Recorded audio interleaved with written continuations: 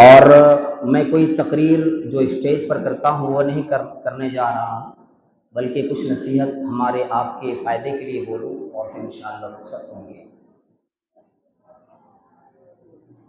الحمدللہ رب العالمین والعاقبۃ للمتقین والصلاة والسلام علی سید الانبیاء والمرسلین ومن تبعهم بإحسان إلى يوم الدين، أما بعد،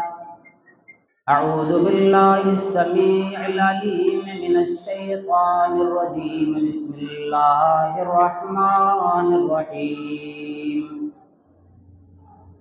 إنما أموالكم وأولادكم فتنة والله عنده أجر عظيم،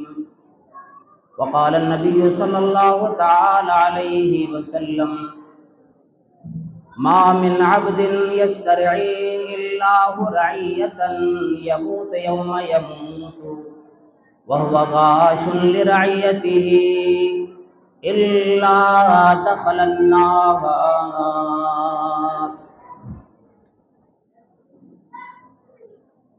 جلی ہے شاخ تمنا مگر بجھی تو نہیں، جلی ہے شاخ تمنا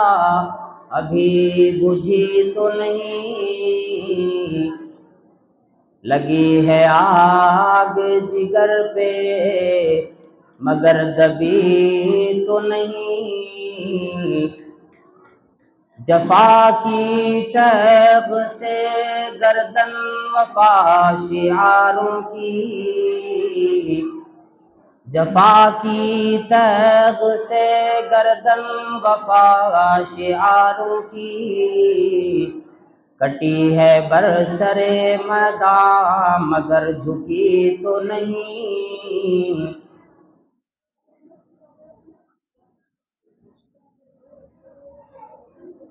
ہر طرح کی بڑائی اللہ وحدہ لا شریک کے لیے،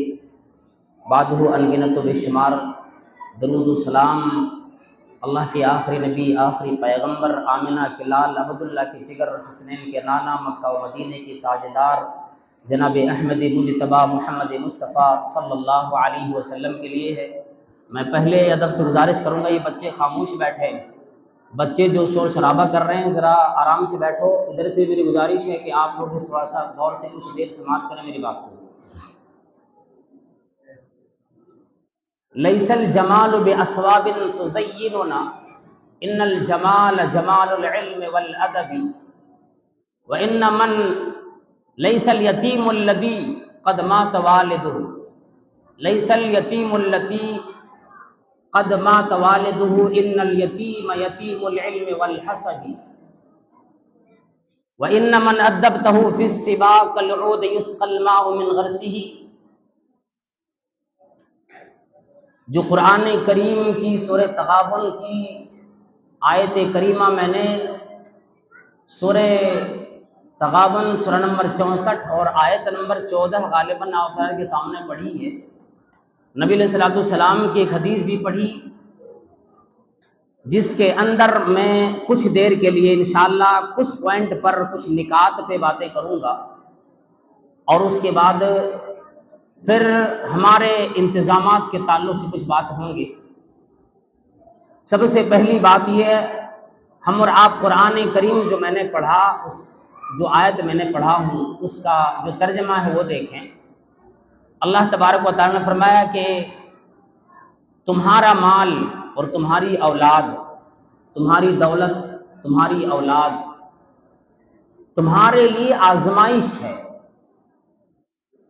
اور بہترین اور عظیم اجر اللہ کے پاس ہے۔ یہ بہترین اجر کس کے پاس ہے؟ اللہ تبارک و تعالیٰ کے پاس ہے۔